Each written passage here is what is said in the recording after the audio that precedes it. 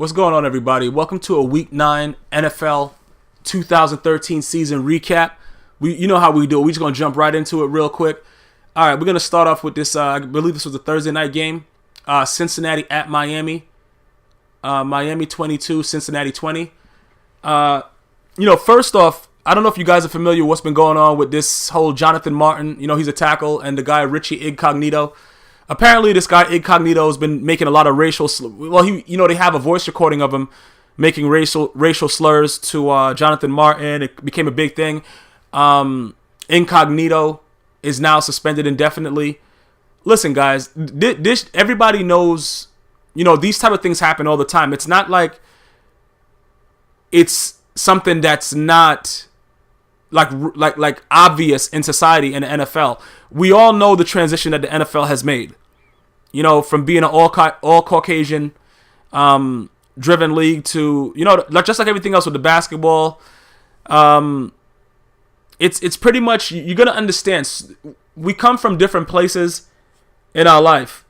Speaking of basketball with the Red Auerbach team, it takes some time for it to actually be it's going to take some time for it to actually be something to where it's not as relevant. You know what I'm saying? It's just something that we have to live with, but it's not as bad as it was back then. If you're in the northern states, as far as the southern states go, I went down to Disney World last year. I took my family to Disney World. Disney World in Florida, and I thought I was in the fucking 1920s. Whenever I was out of Disney World. Disney World itself was beautiful. Everybody there was happy. It was a good time going on. When I was over there by my hotel and stuff like that, walking through the regular stores, yeah, they make you feel like you're a nigger. So I'm not gonna say that this is amazing to me. I'm just gonna actually say that this is actually realistic to me. Richie Incognito will probably say, just like the other guy said. What was his name? I forgot his name. I can't remember these douchebags' name. Riley Cooper. He's gonna say, I'm not prejudiced. I just don't like blacks. Come on, guys. This is just the way it is. We're bred from different parts. It's about how it starts with how you're raised.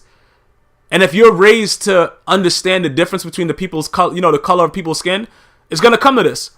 So, you know what I'm saying? That's just what it is right there. So I'm gonna go ahead and just touch on the game. I really hate this redhead Andy Dalton. Why? Because I started this cocksucker. Because I thought, he was red hot the week before. This guy's going to come out and put some work in. Nah, he fucked me. Yeah, bro. That's what happens in fantasy. I get fucked regularly, but it doesn't really matter, bro. It's all good. He got me. Miami came away with the win. That was a big win for them. OT. But the game, like I said, I watch a lot of these games in full. Just for these recaps, since I've been doing them for you guys, just to make sure that I'm thoroughly seeing that a lot of these teams are just really shitty, and it's just so stupid. But, as far as it being a really, really edgy entertainment game, it wasn't. But Miami came away with the win. I respect the way the coach from Miami handled it by, with this whole thing with Incognito, suspending them, whatever like that. But it's all for show. We all understand that this is a reality of life.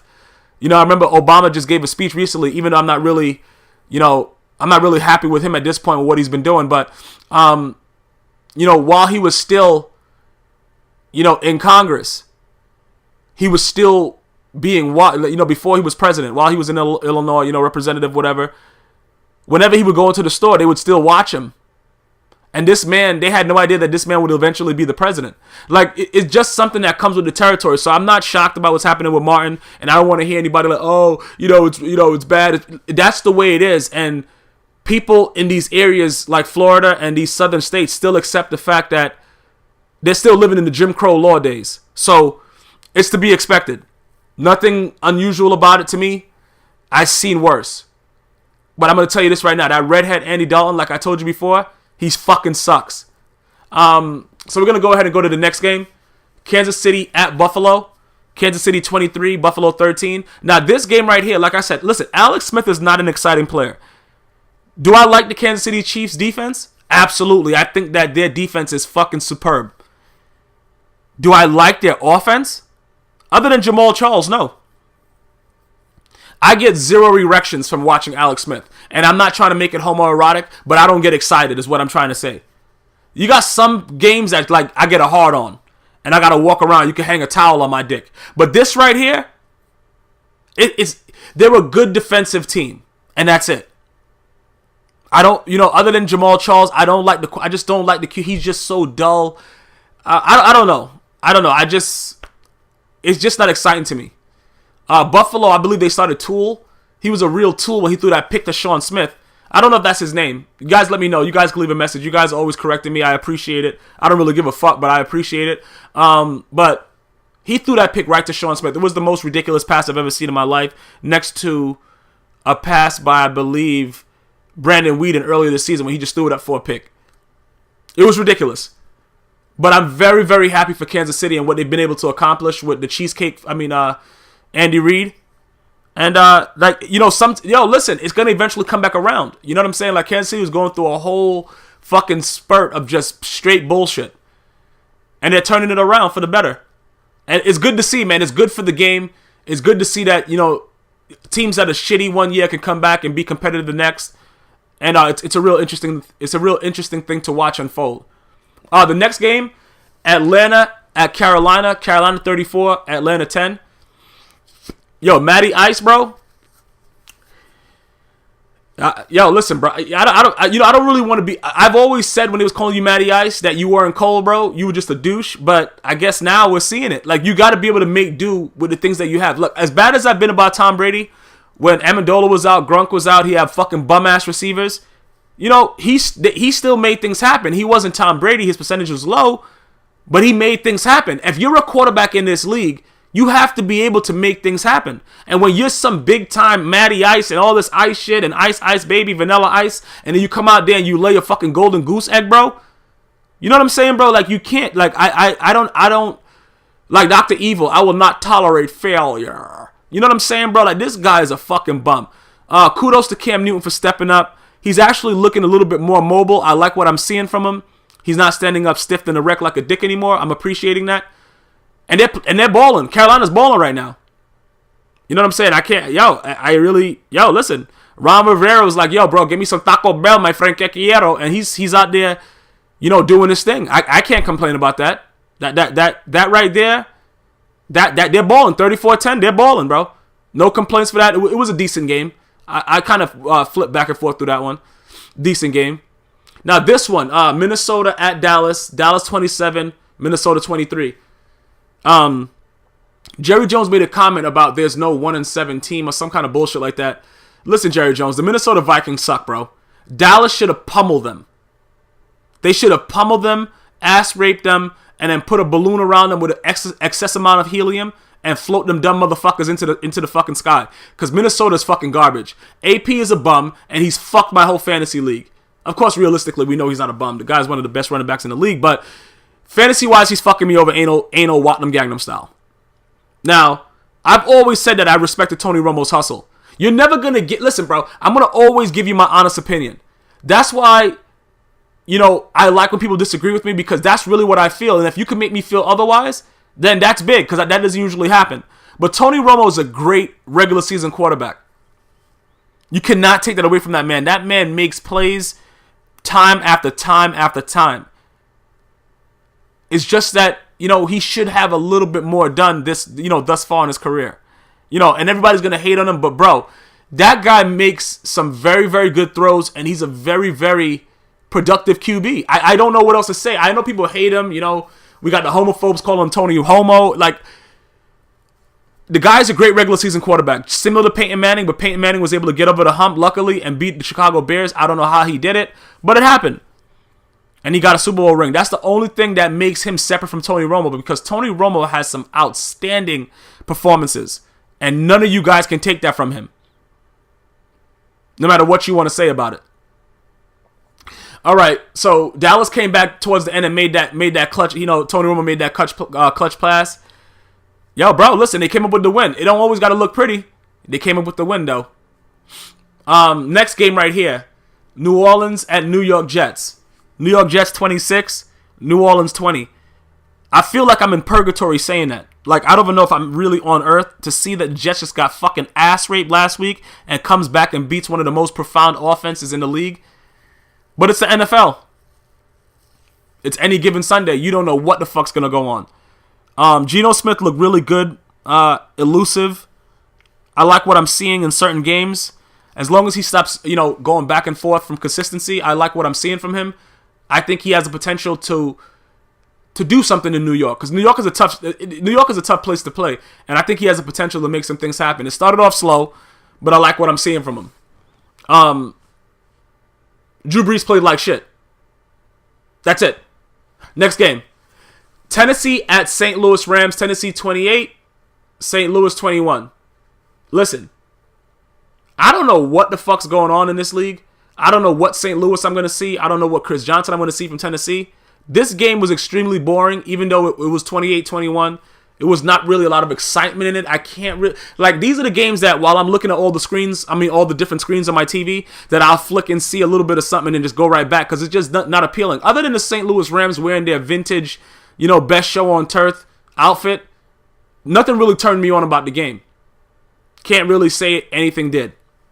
But I do have Chris Johnson on my fantasy team, and he put in some work, so I'm happy about that. But they're both, to me, these two teams are irrelevant right now because they don't affect anything that's going on. I'm not saying that to be disrespectful to the fans, but being realistic about how far your team can go, I really don't see either one of these teams doing anything or making any noise.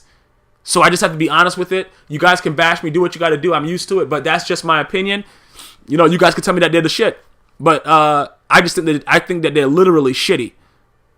Next game, San Diego at Washington. Washington 30, San Diego 24. I don't know how the fuck San Diego lost this game.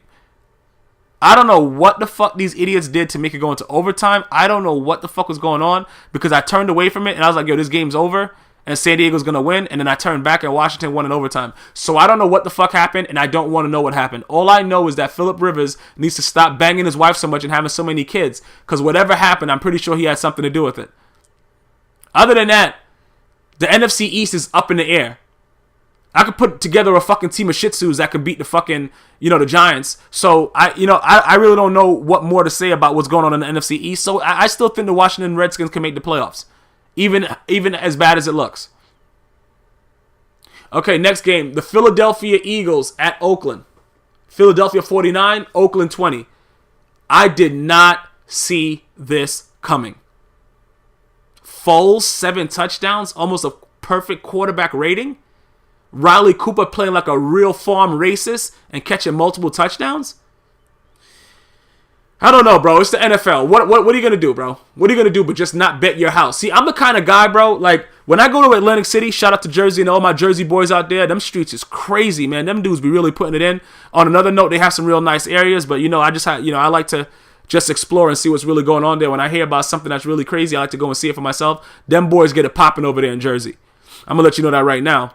I got a couple friends out there. They be like, yo, you ready to do this shit? I'm like, nah, bro. I'm done with that life, dog. Like, them dudes is really trying to put work in. Same thing for Philly. Got some dudes out in Philly, too. Them dudes get that work in. Dudes walk around with the big-ass beards and will put work in at the fucking drop of a hat. But on another note, I didn't see this coming with Foles. I'm not sold on Foles because he kind of looks like Waldo, from the Where's Waldo guy. And I don't know if he's going to turn into that whole characteristic of where we can find, we can't find him. So he had this was an unbelievable performance, but I don't know if you guys remember. What was that guy's name? That was on the Seattle Seahawks. He had Matt Flynn. He had that one good game. The Green Bay Packers. When Aaron Rodgers was out, he had that one big game. Ever since then, he hasn't done shit but be garbage. He's been traded from there to there, and he's a fucking bum. So, one game doesn't really mean nothing to me. It's the consistency of a Tom Brady, of an Aaron Rodgers, of a Peyton Manning. You know what I'm saying? That real of a Drew Brees that really brings out that type of thing where you can say a Ben Roethlisberger. It lets you know that they're a good quarterback. One game like that against the shitty ass Oakland Raiders is not cutting it for me. Did he perform very, very well? Absolutely, he did, and that man deserves a lot of credit for how he played, because it's not easy playing out there in that NFL and making those plays. Do I think he's going to be a consistent quarterback? No, I do not. That's just my opinion. All the Eagles fans, I know you guys got erections and you're happy. Leave a comment. Next game, Tampa Bay at Seattle. Seattle 27, Tampa Bay 24. I watched this game almost in its entirety, and I was shocked to see the Tampa Bay Buccaneers put up 24 points on Seattle. Richard Sherman should be ashamed of himself. And I'm not saying that he was the one getting dealt with and manhandled because he made some big plays, but that whole defense, he's the leader of that defense. It falls on his shoulders. He has to step up and make some more plays, get in his defense's head, and make sure that these shitty teams don't keep it that close. Because if you would have lost to Tampa Bay, which wouldn't be amazing, because shitty teams beat good teams all the time, it's just that at this point right now, everybody's focused on how Seattle's going to be matched up against the 49ers, and losses like this are not good at this point. That's my only opinion about it. Russell Wilson is shown to be very, very stout. I believe is the right adjective to describe him.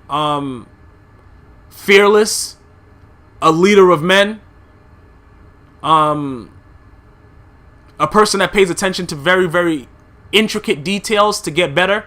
I respect his hustle, and I think he has a big time chance to do something special in this league. To be able to come back down 21, man, those are big things. Those are big things to do. Tampa Bay is garbage.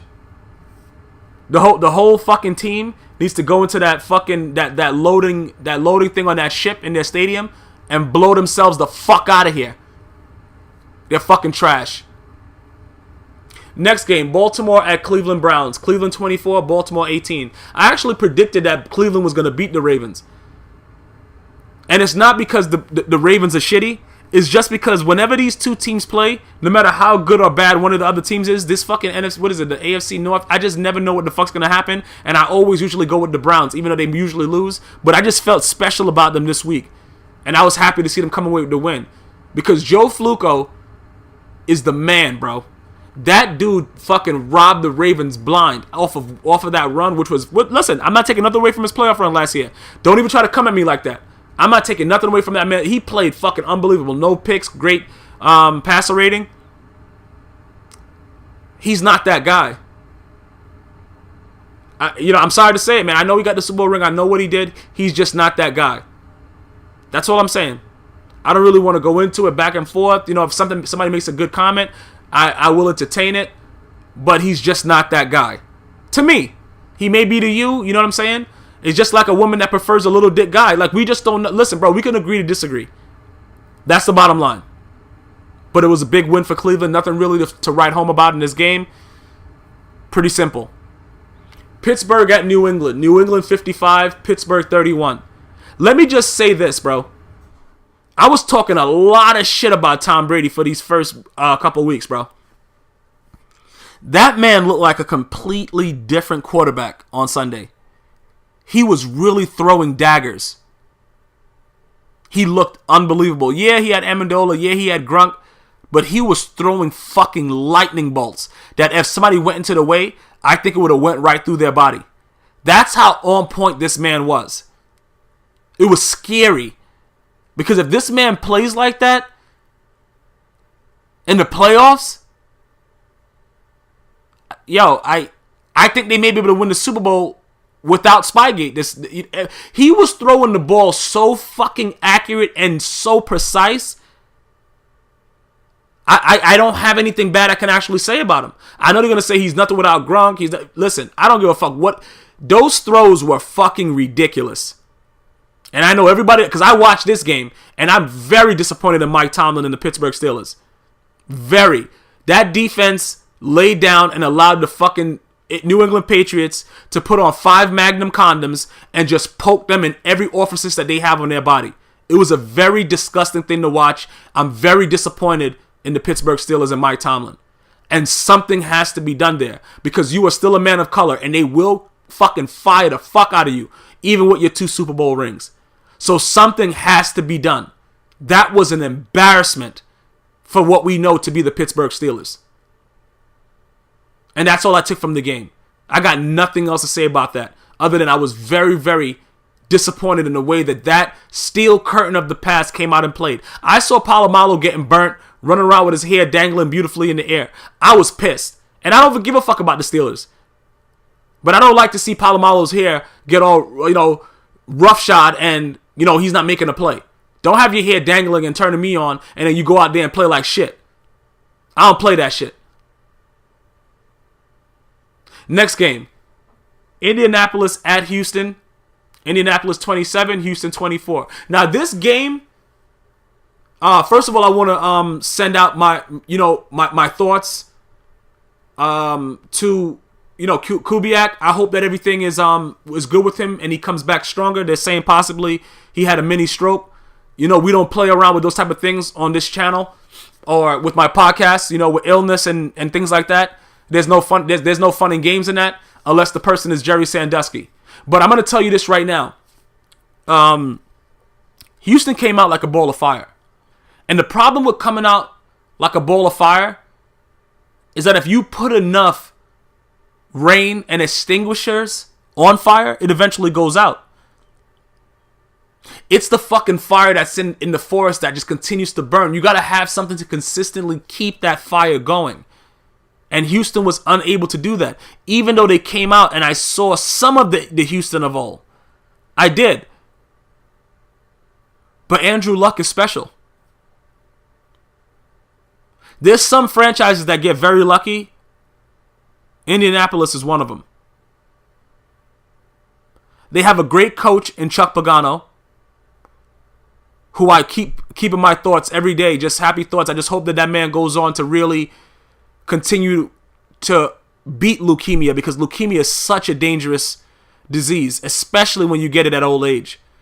And I just hope, I don't really like to hope, but I just keep him in my thoughts to just know that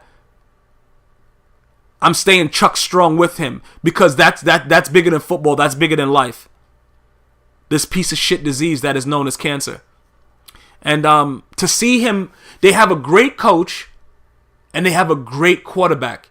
They can do whatever the fuck they want for the next couple years, and I guarantee you, they should at least go to the Super Bowl. Because, hold on one second. Let me see what this is. Okay, all right. Pretty much,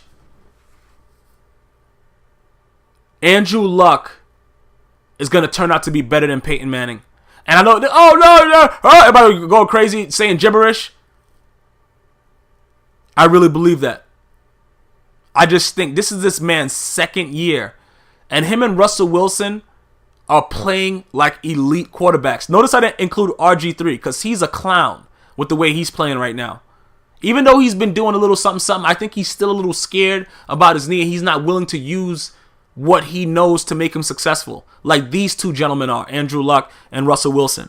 And I really believe that Andrew Luck was the better choice, and I was saying that before. I'm not the kind of guy that's going to say, he's a man of color, you take him. No, I don't give a fuck about that. If you're not doing the job, go fuck yourselves.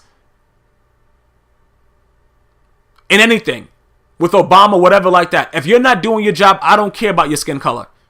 I don't live in the past, and there were slaves. I understand that. But a lot of different cultures were sold into slavery, and they have gone on to do something much more special than the nation of African Americans have done. So I don't want to hear about, no. Andrew Luck is a better quarterback because he's a guy that can be a franchise guy for a long time. And they came and won this game with pure heart and soul. And that's what football should be about. And that's the bottom line. Stay Chuck strong, because I'm gonna, you're gonna always be in my thoughts, Chuck. Like I said, I see it, and it doesn't usually end well for people. And I just really want to think that you're gonna be okay, and you're gonna continue to watch what you're doing, and just make sure you get those regular checkups and do what you have to do at this point. Final game, Chicago at Green Bay. Chicago 27, Green Bay 20. First of all, I want to just say that I hope that is just a minor shoulder injury with Aaron Rodgers. Because, what they have as their second string, you know what I'm saying, bro? I'm not going to say that he's garbage. I'm not going to say Seneca Wallace is garbage, because he's not. but you can't take away a platinum card and just give you the basic blue. You know what I'm saying? That's what you're doing right now in Green Bay. It's very, very, it's very, very,